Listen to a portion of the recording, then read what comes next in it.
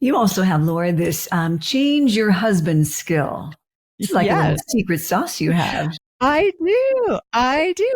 I learned about this from Lee Milter, who taught a class on uh it was called auto suggesting back then, right? Which is I call it the spouse fulfilling prophecy now. But anyway, in her class, she had this woman who realized she'd been repeating things to her husband that that didn't really serve her. She'd been saying to her husband, "You have a terrible temper. You always lose your temper."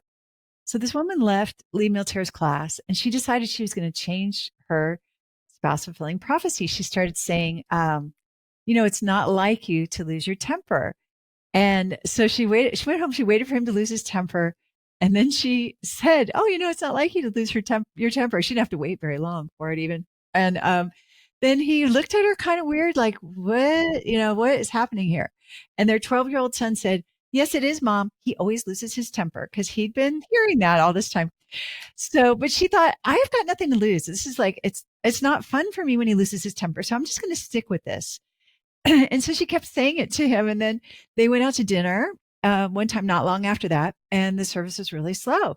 And he started to like blow his top. He was like, "I have a good mind to call the manager over here and let him know how long we've been waiting because this is ridiculous." And then he stopped himself and he looked at her and he goes, "It's not like me to lose my temper, is it?"